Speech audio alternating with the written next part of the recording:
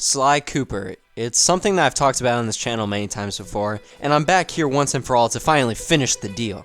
I made 2 other previous videos in an attempt to describe how special this game is, at least to me. And I still don't feel like I've given it justice. I've talked about what happened to it, I've talked about why it's magical, at least to me, but I don't think I've truly encapsulated everything that is great about this game, and I still feel like I need to pay its dues because it really is special to me, and it will forever always be in my heart. And I know that kind of sounds like stupid, but the fact of the matter is that's just the honest truth. So I boiled down everything I love about this game to a few bullet points. You know, I can use the bullet points to organize everything pretty nicely, get the transition slides to take up a few extra seconds. Before I begin, I wanted to point out that if you want a video that does total in-depth, Jesus Christ, I honestly hate this word.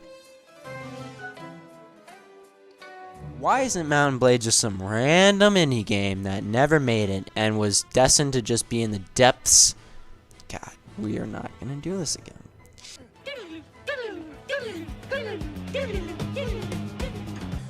I do wish, though, that they kind of went more in depth with this. Fuck. I wish they went more in depth. God, in depth with Johnny Depp. Johnny Depp. Why can't I pronounce this word? In depth. I wish they went in depth. I wish they went in depth. I wish they went in depth.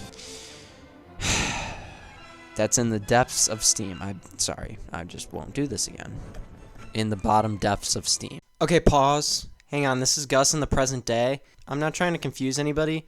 Basically, what I'm doing here is I already made a flashback in my previous video about me saying depth in a video even before the previous one. So we have a video within a video here. Within a video. That's pretty freaking meta.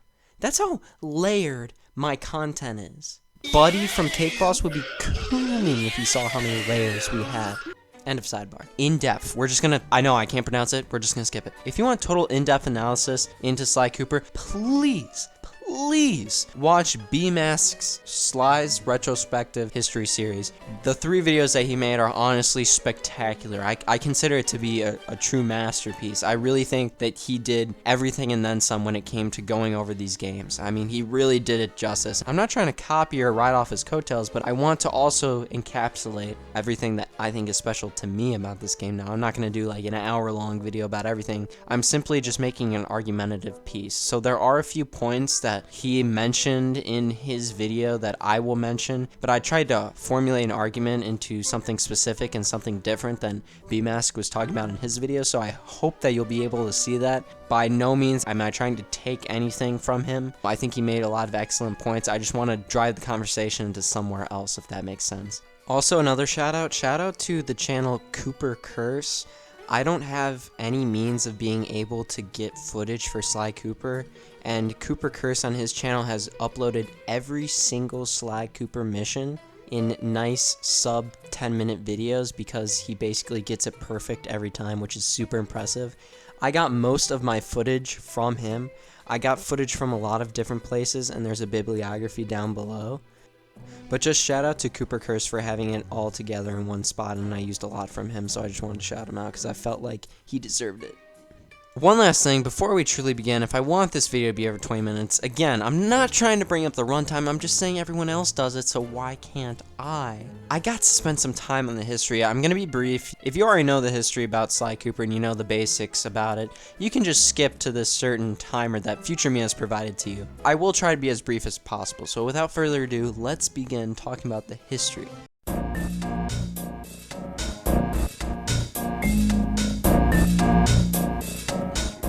Sly Cooper was created by Sucker Punch Studios, a game developer for Sony.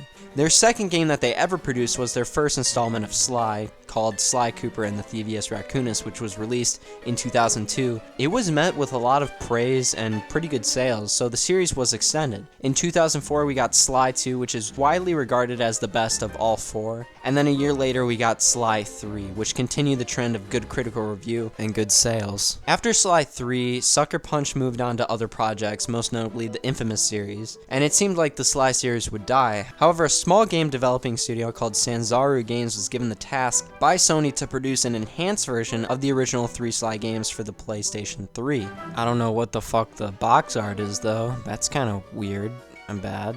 Sony being pleased with the outcome and Sanzaru yearning to make their own Sly game resulted in Sly 4 Thieves in Time in 2013. Sly 4 was not regarded as highly as the other 3, but it would be a stretch to say it was a bad game. I certainly think, from my personal opinion, and it was good, and a lot of fans will tell you that it wasn't like a disgrace to the series. They didn't love it, but it wasn't something that they loathed either. Outside of video games, Sly was supposed to have a movie, but that was canceled after the Ratchet & Clank movie flopped. Recently, there was allegedly going to be a Sly Cooper TV show produced by a French company. However, that hasn't been released either, even though it was expected to come out in October of 2010, and they have since removed it from their website, so that's not a positive sign. But let's not focus about the future and what has been canceled and if it's dead. Let's focus on what we got, which was 4 tremendous games and a series that will last in the hearts of those who played it. If you want to know more about the history and what each game did to change the Sly series, I'm providing the links to the 2 other videos that I made. I don't think that they're that amazing, that's why I'm making this video.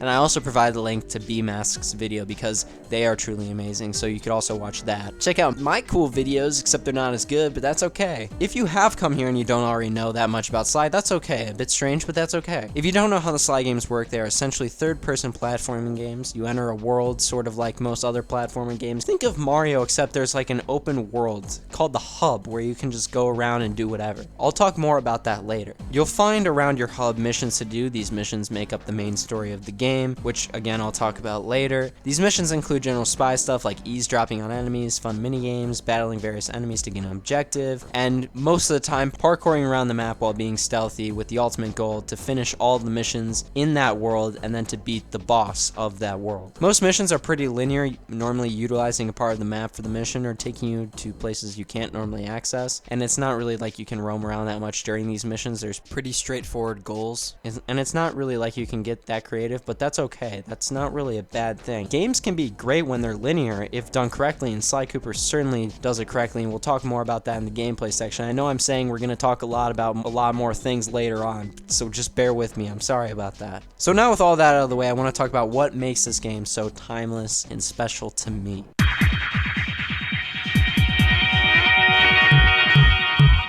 So when talking about uniqueness, I think the first thing that you'll just instantly see is the fact that the Sly games use a cel-shaded art style. It's not a style that you'd see many other games use. Really, the only other game that I can think of which uses this style is Borderlands. And at first that may seem strange. You're probably like, those 2 games are just not similar at all. Why would they both be using it? That's probably just a coincidence. But I don't think it's a coincidence because those games have very similar tones. Tone is something that I'll be referring to at various points in the video, so just be prepared. I think the cel-shaded art style, to me at least, gives a comic book feel, and I get that because the developers said it does just genuinely look like a comic book where the characters and the world colors pop and the definition of the people and objects is dictated by lines. They're not exactly fluid looking like most other games. Heck, even every intro into the new world begins with a little background story that kind of resembles a comic book, and there's a title slide too that also just kind of gives me some sort of comic book cover feel. And to put the nail in the coffin in this argument that this game is kind of supposed to be a little bit of a comic book feel, every time you defeat an enemy, you'll get some sort of action text appear with the sound effect. So I think it's pretty safe to say that they were looking for a comic book feel. That's not outrageous. That's probably factual. But don't think the cel-shaded art style is used just to be unique. It's not there just to be cool. It serves a clear purpose, and I believe it directly connects with the tone. The similarity to me between Sly and Borderlands is that they're both very silly,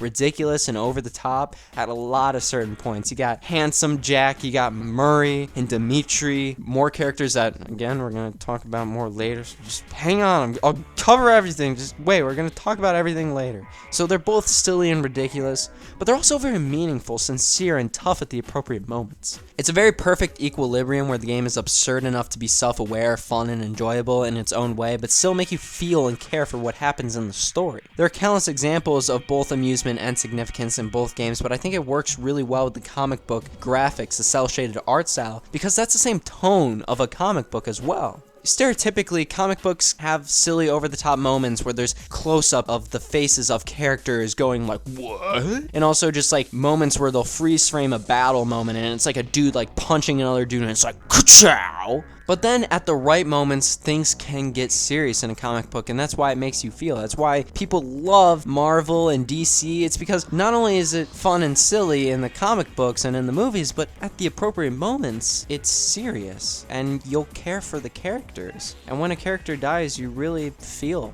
You really care about it. It makes you kind of sad. These games aren't trying to be like a Call of Duty single player or a Heavy Rain, but at the same time, it's not trying to be like Octodad or South Park. I think it's a risky road using the cel-shaded art style. As I mentioned in the history part of this video, the creators of Sly Cooper went on to make Infamous, which also used the cel-shaded art style, and that would make sense. There's actual supervillains, superpowers, superheroes, so stereotypically it does sound like, oh yeah, it would be a comic book because there's superheroes and stuff. But Infamous tried so hard to be dark, and it's weird. I mean, just look at the color palette of the game. It's dry and gritty. Lots of browns and grays. It doesn't really allow for the colors to pop, and the game focused more on adult themes than Sly Cooper or Borderlands. It may just be in my opinion, but I always thought it was strange using the cel-shaded art style in that sense, because it never seemed like it worked with only being serious 100% of the time. But with Sly Cooper, it always just felt like it was fun and enjoyable, but at the end of the day, I was always caring for the characters. These next unique features, they're not as big as I think the art style is, because it's just clear to see, but they also contributed to Sly's uniqueness, and that would be the setting and the overall plot. While there are other slight open-world platforming games in the video game market, and more specifically animal-themed open-world platforming games, Sly is particularly unique, being set in the modern day and from the perspective of a thief. Not really an anti-hero, since he's more of like a Robin Hood kind of character. He's always running away from the police, so he's kind of not good-ish, except he's a good person. It's just, you get what I mean. Not only that, but each world Sly encounters, which average to around 5 to 6 per game, takes him and his gang through the different parts of the earth, with the nightlife of Paris, the frozen tundra bays of Canada, the desolate streets of Mesa City,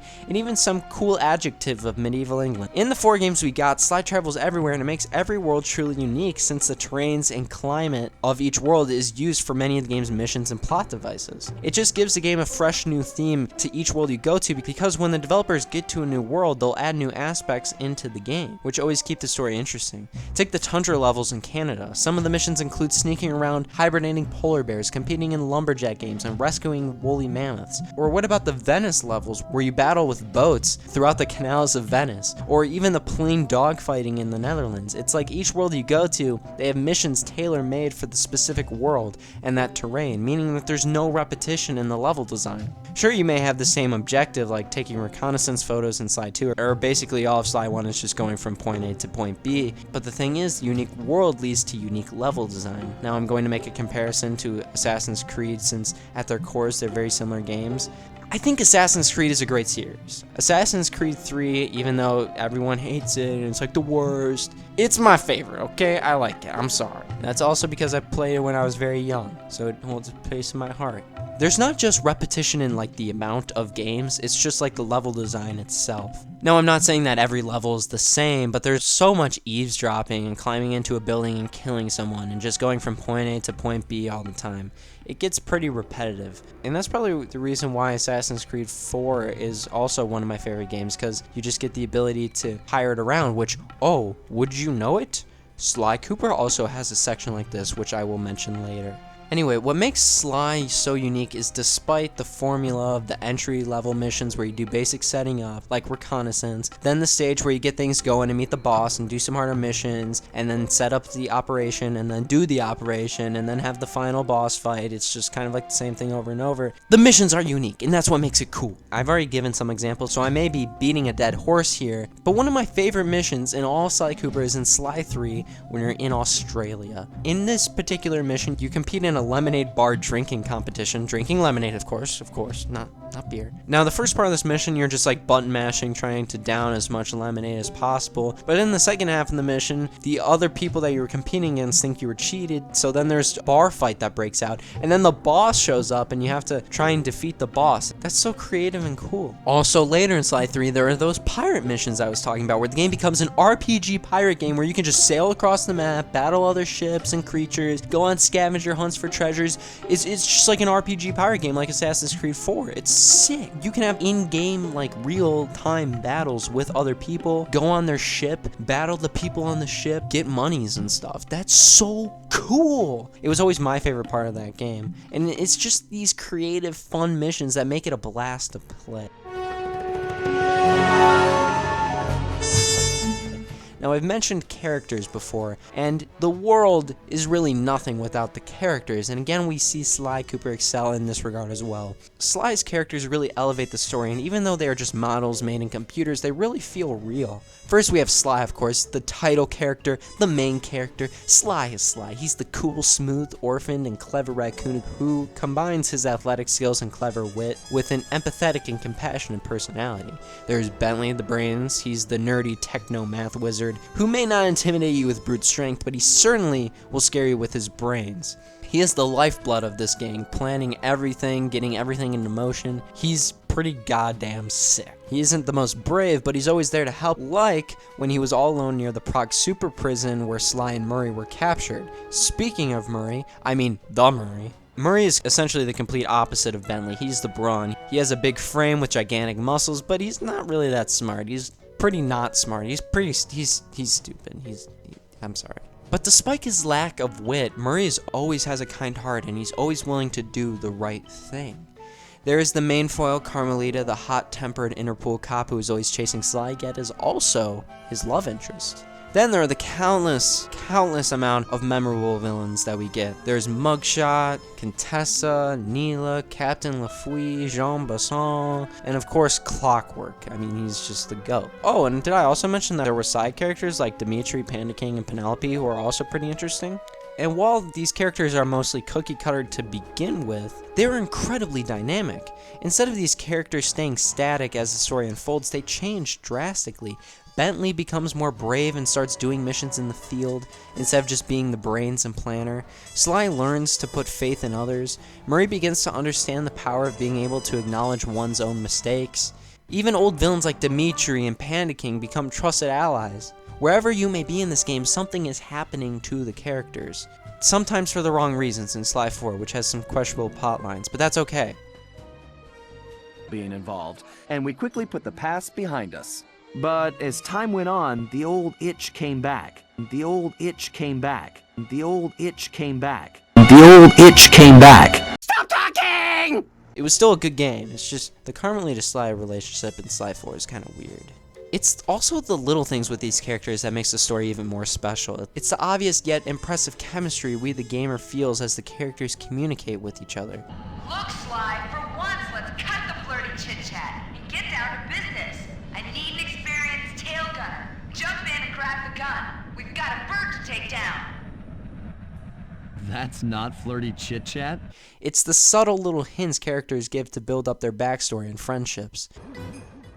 Rumor has it that several off-duty guards meet in that cabin for an RC combat club. This is going to be great. I haven't been in any RC combat since that job we pulled in Istanbul. It was awesome. We can see these characters are truly friends and are truly enemies too. And after dropping those clips in there and hearing those voices, it dawned on me that I'd forgotten a really memorable aspect about this game and about its characters, and that's the voice actors. We have Sly with the cool calculated language. No, my naive boy, you're trespassing. I've got a deed to this island. This fortress is mine. Everything here is mine, which now includes the key to the vault. Hand over that king. Sorry, pal. Family heirloom.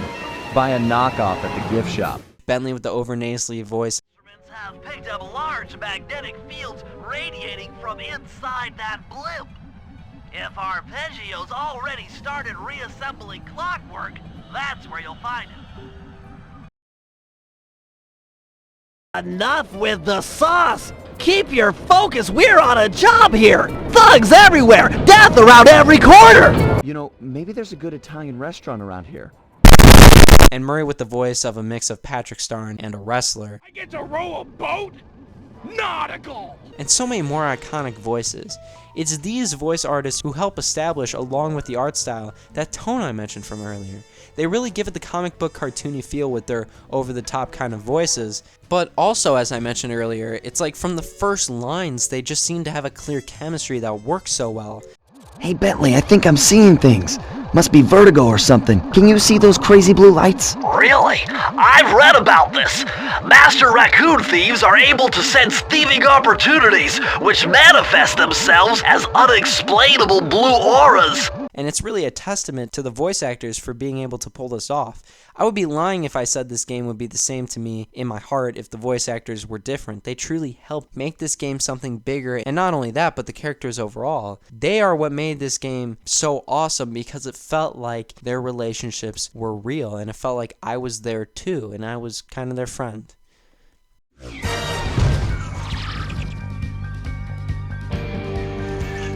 It's a video game, so I gotta talk about the gameplay. I mean, most of the gameplay consists of parkouring around the map, completing various objectives I mentioned from earlier to take down evil thieves and get the boss. So that means the main element that has to work in this game is the movement and the parkour. Unfortunately, it is smooth. The best way I can describe it to you is like this. Imagine a first-person shooter like COD or Battlefield. Both of those games play very smoothly. The movement is quick and not choppy. The buttons are easy to use and you can get the hang of it really quickly. I mean, anyone could pick up COD or Battlefield and just start playing it. You might not be good, but you could start playing it and you'll feel like, hey, I actually know what I'm doing. This is how Sly is. There's no clunky controls. It's very easy to pick up, and for a pre-Assassin's Creed parkour game, it's actually pretty impressive. However, some of my only critiques of this game do come from the gameplay. Every now and then you'll have a mission where you control a turret or a tank and all that smooth gameplay is just gone. I'm not sure what the developers were thinking of when they were making the controls for tanks and turrets and the other technology stuff. I'm just gonna let Bentley here explain to you how to work a tank in this game. Hurry! Use both analog sticks to drive the tank.